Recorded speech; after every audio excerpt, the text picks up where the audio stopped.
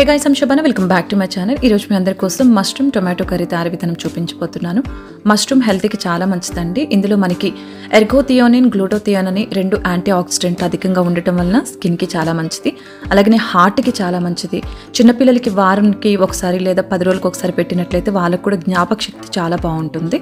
So తప్పకుండా try చేయండి. And దీని తయారీ విధానం వచ్చి మష్రూమ్స్ 200 నుంచి 250 గ్రామ్ వరకు తీసుకుంటున్నాను. ఒక 2-3 సార్లు కడిగేసి పక్కన పెట్టేసుకోండి.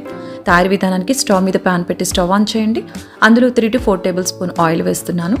ఆయిల్ వేడెక్కిన తర్వాత ఇందులో 3 లవంగాలు, 1 యాలక్కాయ, అలాగనే ఒక 1 ఇంచ్ వరకు దాల్చిన చెక్క, ఒక బిర్యానీ ఆకు వేసేసి వేయించుకోండి. వేగిన తర్వాత 1 కప్పు వరకు ఉల్లిపాయల్ని మిక్సీలో ఎటువంటి నీళ్లు పోయకుండా మిక్సీ పట్టినట్లయితే మనకి ఇట్లా పేస్ట్గా రెడీ అవుతుంది. సో ఉల్లిపాయని కూడా ఇట్లా పేస్ట్ వేసేస్తున్నాను ఆయిల్లో. ఒక 2 నిమిషాలు అనేది మీడియం ఫ్లేమ్లో ఇలా కలుపుతూ కుక్ చేసుకోండి. ఒక 2 మినిట్స్ అయిపోయిన తర్వాత ఈ టైంలో నేను 1 టీ స్పూన్ వరకు పసుపుని యాడ్ చేస్తున్నాను. నేను అల్లం వెల్లుల్లి పేస్ట్ వేయలేదు, కానీ మీరు వేయండి. 1 టీ స్పూన్ వరకు అల్లం వెల్లుల్లి పేస్ట్ అండ్ 1 టీ స్పూన్ పసుపు, ఈ రెండింటిని కూడా పచ్చి వాసన పోయే వరకు కుక్ చేసుకోండి, లో టు మీడియం ఫ్లేమ్లో. సో పచ్చి వాసన పోయిన తర్వాత టొమాటో ప్యూరీ వేస్తున్నాను. ఈ టొమాటో ప్యూరీ అయితే ఒక 1/2 కప్పు వరకు మీరు టొమాటోస్ని తరిగేసేయండి.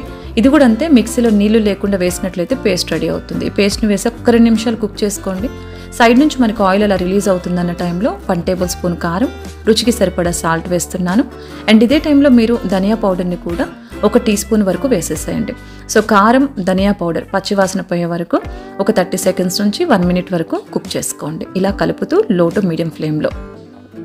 మనకి ధనియా పౌడర్, కారం కూడా పచ్చివాసన పోయిన తర్వాత ముందుగా మనం కడిగి కట్ చేసి పెట్టుకున్న మష్రూమ్స్ వేయండి.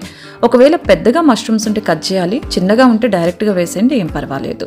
ఇలా కలిపేసుకున్న తర్వాత ఇందులో ఒక 1/2 కప్పు వరకు వాటర్ వేస్తున్నాను. వాటర్ ఎక్కువే మాకండి, ఎందుకంటే మష్రూమ్స్లో ఆల్రెడీ వాటర్ ఉంటుంది కాబట్టి అది కొంచెం వచ్చేస్తుంది. అందుకే 1/2 కప్పే వేసుకున్నాను. దాని తర్వాత చూసి మీకు కావాలనుకుంటే వాటర్ వేసుకోండి. ఈ టైంలో మంటని మీడియం ఫ్లేమ్లో పెట్టండి. ఒక్కసారి అలా కలుపుకోండి. 1 మినిట్ అయిపోయిన తర్వాత ఒక 2 టేబుల్ స్పూన్ నేను పెరుగుని యాడ్ చేస్తున్నాను. మీకు ఒకవేళ పెరుగు ఇంట్రెస్ట్ లేకపోతే 2 టేబుల్ స్పూన్ మీరు క్రీమ్ని కూడా యాడ్ చేసుకోవచ్చు. ఇలా లో ఫ్లేమ్లో పెట్టి పెరిగేసిన తర్వాత ఇలా కలుపుకోండి. ఇలా కలిపేసిన తర్వాత ఈ టైంలో నేను 1 టీ స్పూన్ వరకు గరం మసాలా యాడ్ చేస్తున్నాను. అలాగనే సన్నగా కట్ చేసి పెట్టుకున్న కొత్తిమీరని కూడా వేసేసేయండి. అంతే, ఆల్మోస్ట్ మనకి ఇక్కడ మష్రూమ్ కర్రీ అనేది రెడీ అయిపోయింది. ఇలా వేసి మూత పెట్టేసేసి 5 to 7 మినిట్స్ మనం తీసుకున్న మష్రూమ్ని పట్టు ఉంటుంది. మధ్య మధ్యలో కలుపుతూ చెక్ చేసుకోండి. సో ఇది కుక్ అవ్వడానికి మనకి 5 నుంచి 7 నిమిషాల టైం పడుతుంది. ఇలా చూసినట్లు చూడండి, సైడ్ నుంచి ఆయిల్ అంతా చక్కగా రిలీజ్ అయింది. మష్రూమ్ని కూడా మీరు స్పూన్తో కానీ ఫోర్క్తో కానీ ప్రెస్ చేసినట్లయితే అర్థమవుతుంది. మష్రూమ్ కూడా చక్కగా కుక్ అయిపోయింది కాబట్టి సో ఇక్కడితో మనకి మష్రూమ్ టొమాటో కర్రీ రెడీ అయిపోయింది. ఇది మనకి చపాతీ, ఫుల్కాలోకి చాలా టేస్టీగా ఉంటుంది. తప్పకుండా ట్రై చేయండి. సో ట్రై చేశాక టేస్ట్ ఎలా అనిపించిందో కమెంట్ సెక్షన్లో కమెంట్ చేయడం అస్సలు మర్చిపోకండి.